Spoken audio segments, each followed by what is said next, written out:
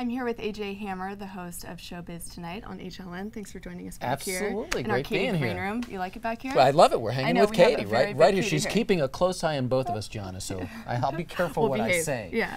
So we've seen this huge increase in rural reality. It's sort of the anti-Kardashian, the anti-Housewives. Why is that happening? Why are we seeing that increase? Because I think secretly we all want to go bobbing for pig's feet and diving in the swamps. Isn't that your true aspiration? Duck Dynasty, I'm sold. Yeah. I want to join those guys. I think I think it has everything to do with the fact that these, by and large, are real Americans doing real work.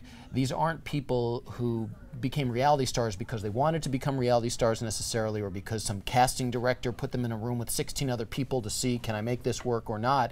These are fascinating characters, sometimes at the extreme of society, but they're doing honest work and trying to get by in most cases. And I think it's something that is much more relatable and, quite frankly, a lot more refreshing than what we've seen with the table flipping and the hair pulling and the getting drunk. I think it's time for a little bit of a change. I think those shows, Jersey Shore, The Housewives, they're going to stick around, but I think this is a nice change, and I think people relate more to it. Is it an effort? Is it sort of an anti-Kardashian effort, or you think it's sort of independent? Well, I don't know if it's a grand conspiracy theory, let's get the Kardashians off television, but it's what I've been calling it is sort of this anti-Kardashian movement in a way, because as glitzy and glamorous as the Kardashians are, you take a family like the Thompson family from Here Comes Honey Boo Boo, these are pretty simple people of very simple means who are just living their life and loving and working and trying to get by.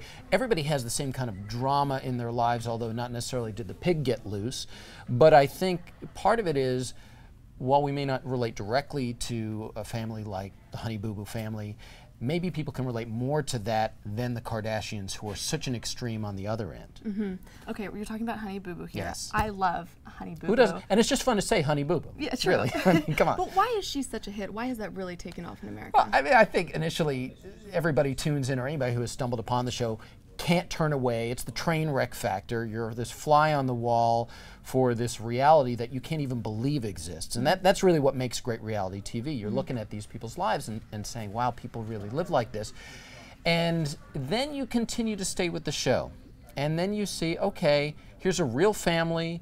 They're charming, they are humorous, they're compassionate people, and you have this precocious 7-year-old who is talking in her own special way about acceptance and tolerance and self-worth, and then it becomes endearing in a whole different way. So I get the argument where a lot of people are saying this is bad for television because they're really being exploited, and basically this is a lesson how not to raise your family.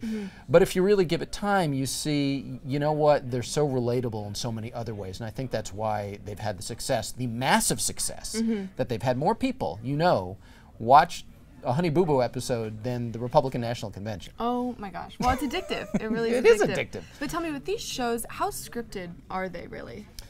You don't think that the Kardashians would actually go out mausoleum shopping on their own? You don't think that Honey Boo Boo would sit at home with an etiquette coach?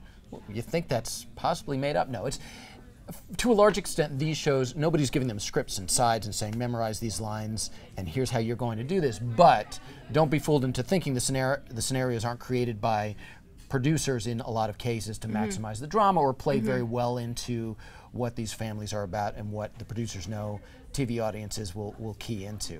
But they're not scripting these out. It's not The Hills, which was scripted. I'd love a very thorough behind the scenes of reality shows, but maybe that's next episode.